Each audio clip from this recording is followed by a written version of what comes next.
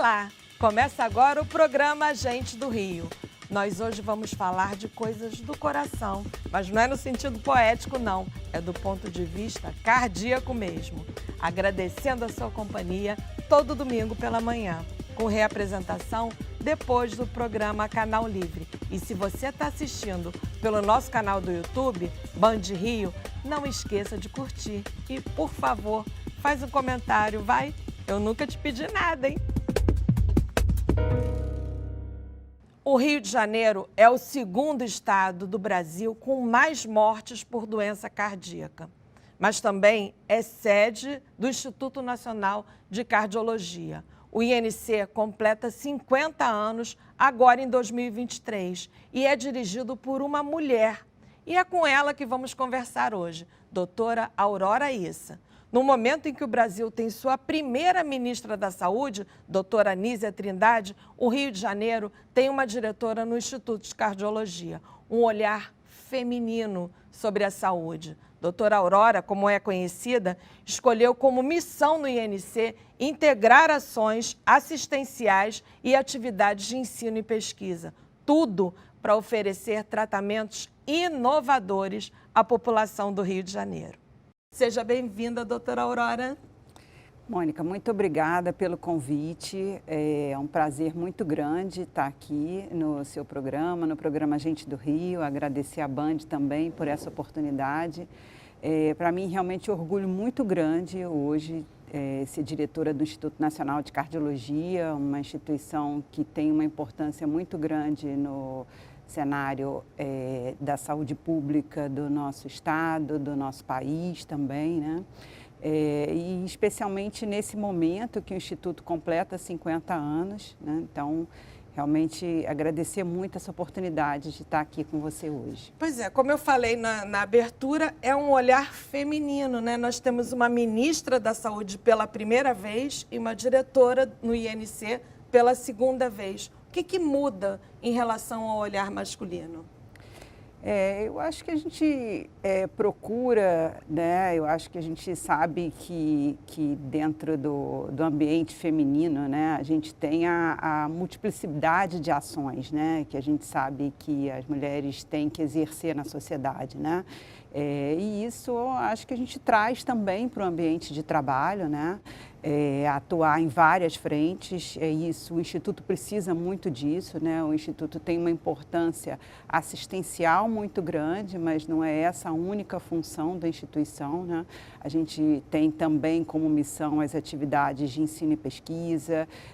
A gente precisa trabalhar de uma forma muito integrada, não só na rede local, né, com as outras esferas estaduais e municipais, mas num esforço constante de estar alinhado às ações nacionais, porque são muitas dificuldades, né, que a gente tem nessa função, né, e a gente precisa dessa multiplicidade que a mulher consegue. Essa multiplicidade, essa integração, como eu falei na abertura também, é para atender as pessoas com inovações, com novas tecnologias. O que a gente tem de novo para atender a população em termos de doenças cardíacas? Tem se falado muito, né, em inovação, eu gosto muito, e às vezes quando se fala em inovação, se pensa em procedimentos muito complexos, né? Eu gosto muito de uma definição de inovação que é novas formas de se fazer algo que já fazia, né? Então, às vezes são soluções até mais simples, né? Não tão complexas, mas que trazem benefício a um processo de trabalho, né? Então, hoje a gente aprendeu muito com a pandemia, né, a necessidade de se adaptar, né, apesar do Instituto ser um instituto cardiológico, mas todas as instituições de saúde tiveram um impacto grande aí na pandemia, então a gente teve que buscar novos processos de trabalho, né? A gente já tem uma certa robô operando, né, com as novas tecnologias, mas e na medicina? Na medicina, a gente tem procurado muito, né, se adaptar, a gente conversa muito, a gente tem um setor de ensino e pesquisa no Instituto, a gente conversa muito sobre as possibilidades da inteligência artificial, não tem dúvida que ela vem para ficar, né? Eu acho que o que a gente precisa muito é saber como que a gente vai se adaptar, seguir normas também de uso, né? A gente se preocupa muito com direitos autorais, né? A gente tem mestrados no Instituto e a gente conversa muito sobre isso. Saber também qual o papel que a gente aí, como profissional de saúde, tem para caminhar ao lado e usar a inteligência artificial a favor dos processos de melhoria da saúde, né? Nos 4 primeiros meses de 2023, o INC realizou 312 cirurgias do coração em adultos e crianças. Então, eu queria saber 2 coisas. Primeiro, o carioca, a população fluminense, ela cuida mal? Ela não se cuida? Ou por que esse número elevado de cirurgias? A gente tem uma demanda reprimida, né? A gente tem uma necessidade de procedimentos cardiológicos, infelizmente, acima do que a gente consegue oferecer na nossa rede hoje, né? Então, a gente tem pessoas esperando, né, há algum tempo os procedimentos e muitas vezes cirurgia. E a gente não tem como caracterizar que não seja necessariamente que o carioca não se cuida, né? A gente até no cenário do Rio de Janeiro, a gente chama muito atenção as pessoas, possibilidades, né? Em algumas áreas do Rio, de atividades ao ar livre, de exercício físico, do carioca até ter um estilo de vida algumas vezes mais saudáveis que em outras áreas que não tem um clima tão favorável, né? Mas a gente precisa muito de uma integração, né, da rede básica, da rede da alta complexidade, né? A gente espera muito conseguir isso com as ações do Ministério da Saúde, promovendo muito esse trabalho em rede, né? Falta essa integração, o Estado, porque o município é que faz assistência básica, né? Estado, município, federal, falta essa integração? Isso falta no cenário nacional como um todo. Na verdade, o Sistema Único de Saúde ele é desenhado dessa forma. As diferentes esferas têm diferentes atribuições, né? E a gente sabe que, apesar dessas diferentes atribuições, a gente tem um controle aí político que às vezes não caminha. As eleições são em tempos diferentes, né? Então, a gente precisa muito buscar formas de ter essa rede em todos os estados, né, de uma forma mais integrada, e o Ministério da Saúde tem trabalhado muito nesse sentido, né? Do ponto de vista da população, do usuário do sistema de saúde, o que você acha que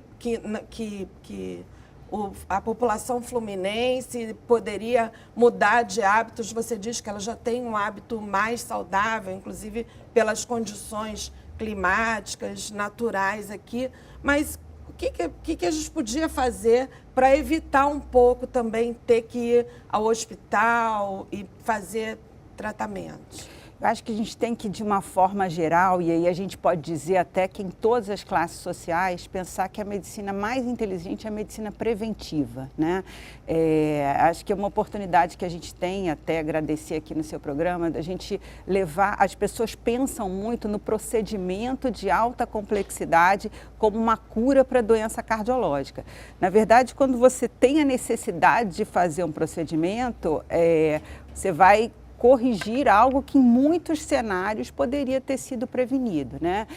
Se a pessoa tivesse bons hábitos de vida, não fumar, álcool com moderação, atividade física, alimentação, exames de uma forma regular, né? E isso levar também para a população, né, o acesso à atenção primária, né? Tem um histórico de se achar que as coisas não se resolvem na atenção primária e só num hospital de alta complexidade, né? Então, essa ligação com a atenção primária como mecanismo de entrada no sistema de saúde é a forma inteligente da gente buscar uma medicina, uma saúde pública eficiente, né? Você estava me falando nos bastidores que a herpes zoster pode também trazer complicações cardíacas no coração. Que tipo de complicações? Por que isso acontece? Acho que você tocou num ponto muito interessante. Qualquer pessoa que tenha problema cardíaco, no momento em que tem uma infecção, né, e isso vale muito a pena chamar a atenção à importância da vacina, pode ter complicação cardíaca por essa infecção. Uma simples gripe, né, a gente fala muito isso hoje, né, para os pacientes quando falam, não preciso mais vacinar por Covid, porque o Covid agora é um Covid brando. Sim, mas em quem tem um problema cardíaco, da mesma forma que uma gripe, esse Covid brando pode levar à internação, pode levar a complicações. E o herpes zoster é mais uma infecção viral que pode também levar a complicação cardíaca. Eu acho que não existe Covid brando. Aí para falar, meu marido, por exemplo, teve trombose, teve um infarto no rim, que eu nem sabia que existia, quando pegou Covid, né? Mas o que eu queria perguntar também é o seguinte: a vacina da herpes zoster, que está em plena campanha, em plena ocorrência, e todo mundo, eu mesma tomei, mas custa 2 doses R$ 1.500.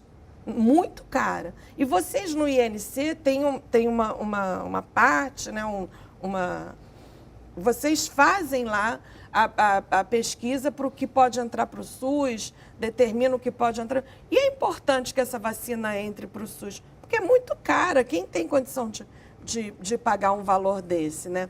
Então, eu queria saber também como é que funciona, como é que vocês são acionados e como é que funciona essa pesquisa e para determinar o que entra, o que é pago pelo SUS e o que não é, que é feito lá com vocês. Existe uma área dentro da medicina que trabalha muito com a economia, né? Que se chama avaliação de tecnologia em saúde, né? O sistema público de saúde, ele trabalha, né? Eu tenho chamado muita atenção disso aos meus pares no Instituto, do mesmo jeito que a gente faz a nossa economia doméstica. A gente tem um dinheiro que é finito, o dinheiro não é infinito. Então, é preciso que seja avaliado dentro do sistema de saúde qual o impacto em termos econômicos e o que isso traz de benefício também à população, né?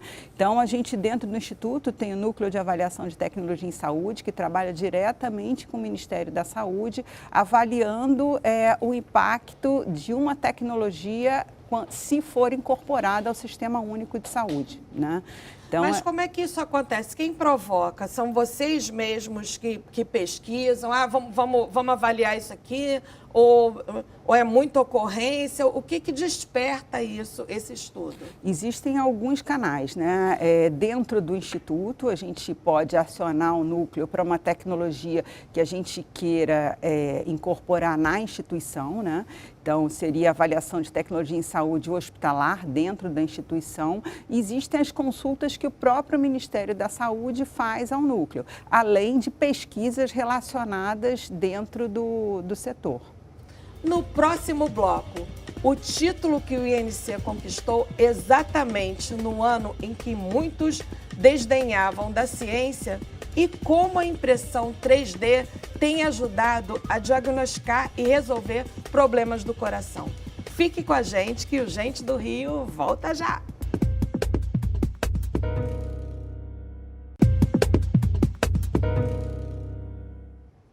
Estamos de volta com Gente do Rio, conversando hoje com a diretora do Instituto Nacional de Cardiologia, doutora Aurora Issa.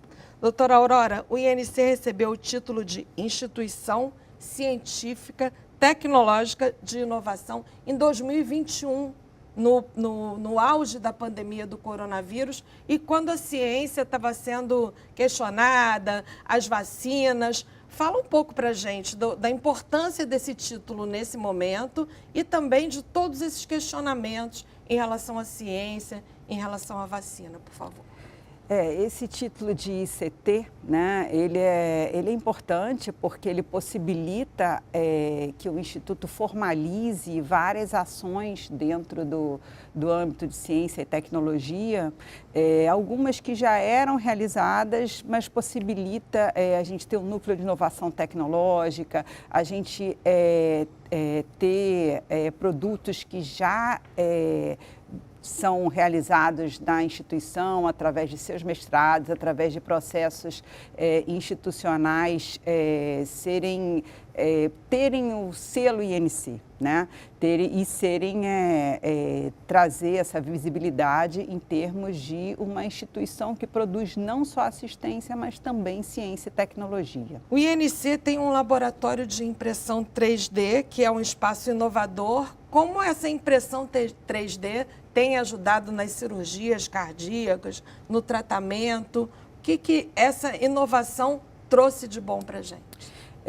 Não tem tanto tempo, né, que nossa impressão 3D está em atividade, mas de qualquer forma... Tem quanto tempo?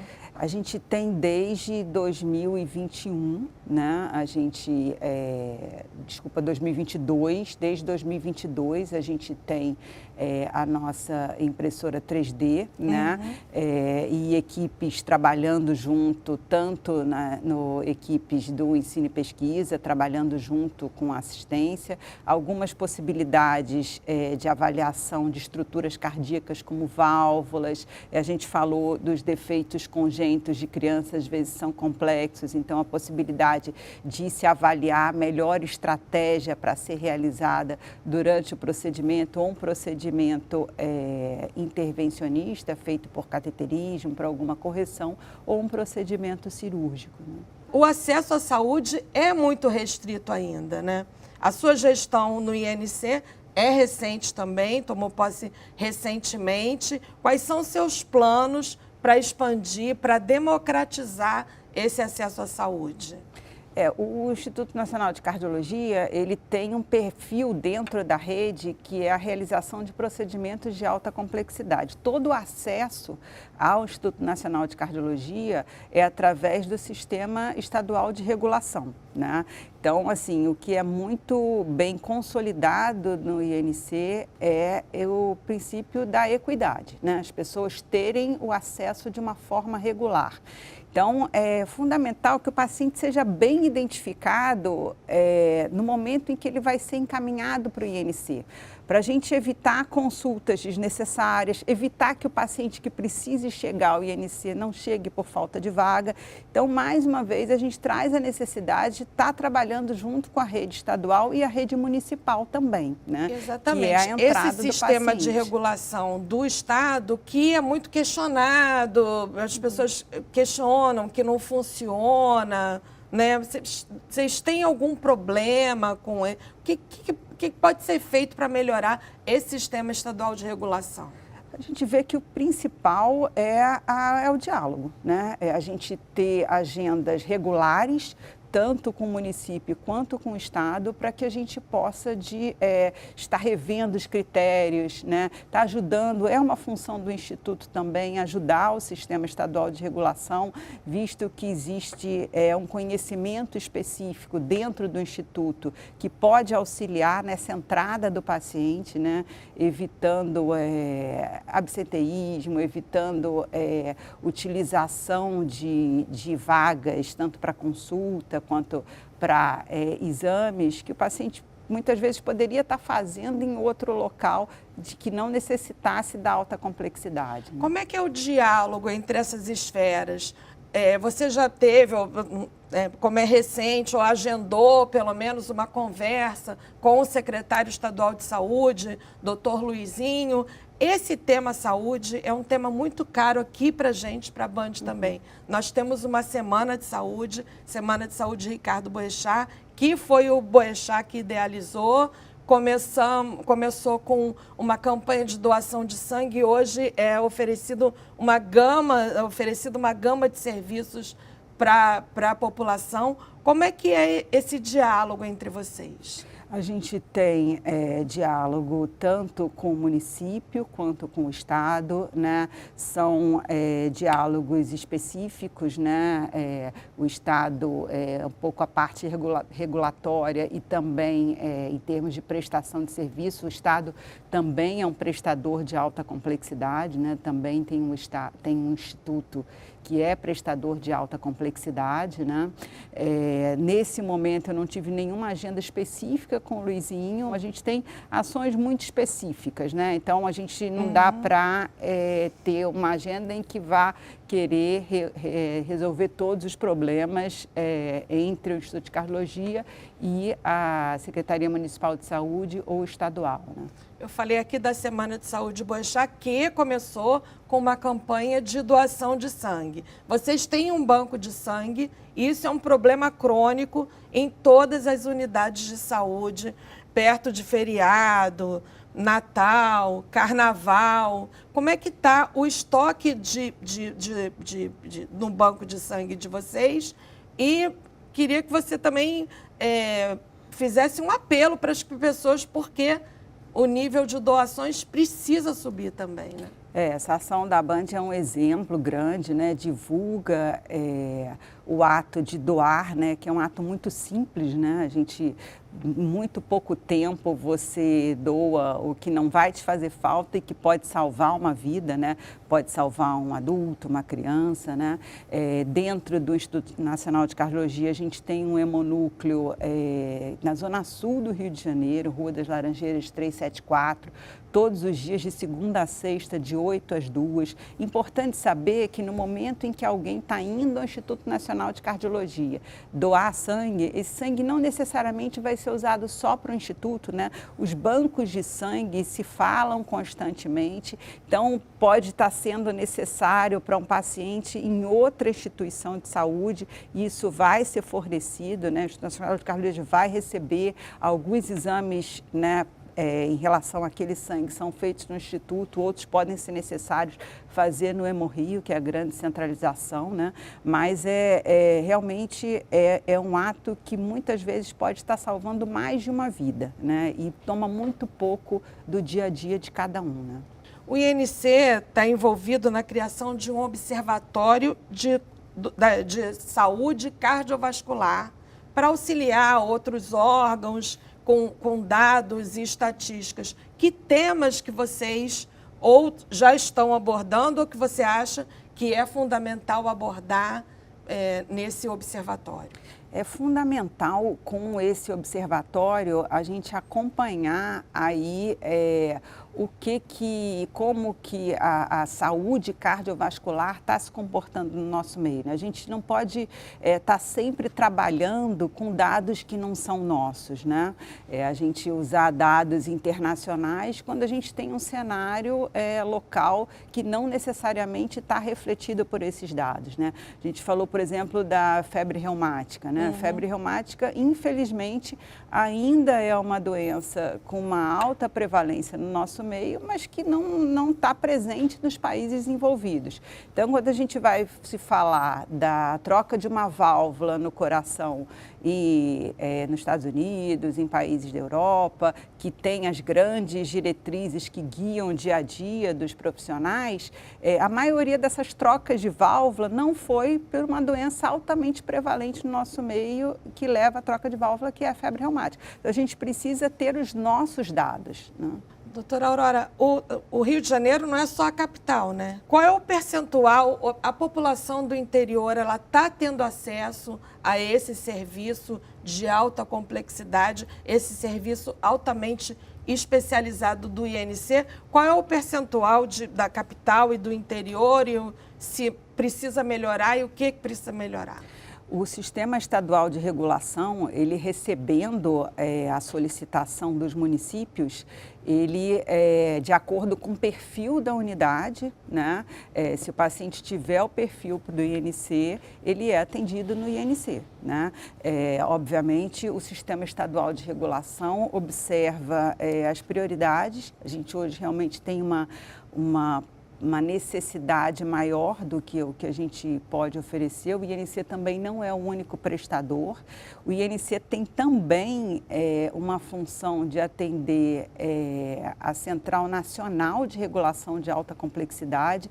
Existem estados no Brasil que não tem nenhum prestador de alta complexidade e faz parte da missão do INC atender também. Falando em missão, qual é o legado que você pretende deixar quando sair da direção do INC? Como é que você pretende deixar o Instituto? Mônica, a minha relação com o Instituto, eu fui estudante no Instituto, foi o lugar onde eu resolvi, consolidei a ideia de fazer cardiologia, fiz a minha residência médica, então foi onde eu me tornei cardiologista oficialmente e também na prática pelos anos e pelos vários setores que eu passei na instituição. Então, eu acho que é muito importante olhar para trás, ver tudo de bom que já foi feito, né?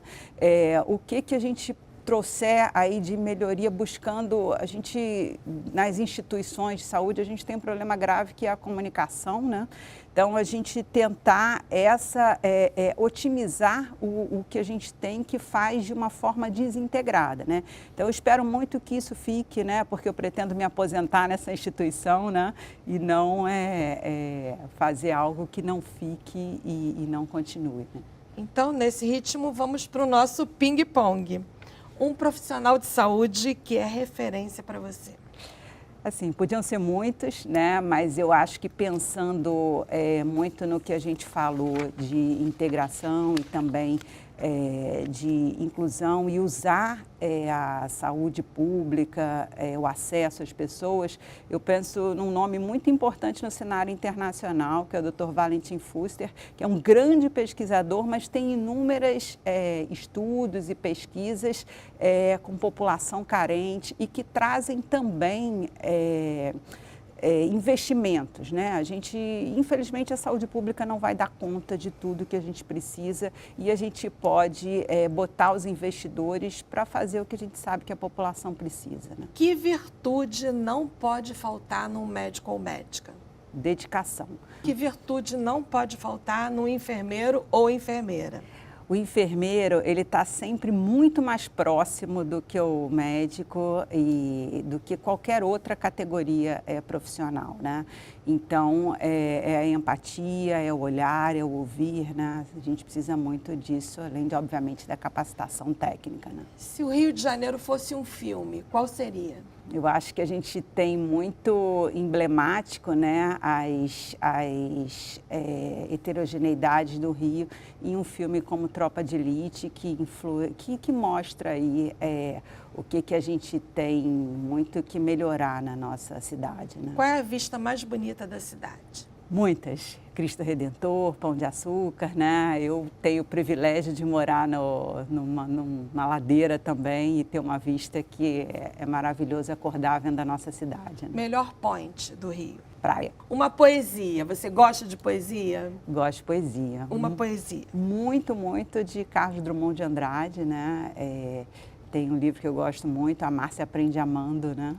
Que acho que tem muitas outras. É difícil a gente escolher, às vezes, um só, né? Maior orgulho na vida? Acho que o maior orgulho é sempre a família, os amigos, né? As pessoas próximas que estimulam a gente no dia a dia, né? E um sonho? Acho que um sonho é a gente ver a saúde pública do Rio de Janeiro e do nosso país atendendo a toda a população, né? A gente não vê uma pessoa que não tem acesso à saúde quando precisa, né? Muito obrigada pela sua participação, obrigada doutora a você. Aurora. Foi muito bem. Obrigada. Foi muito bom conversar com você, viu? Obrigada. E o Gente do Rio fica por aqui, mas na semana que vem tem mais. Até lá e um beijo!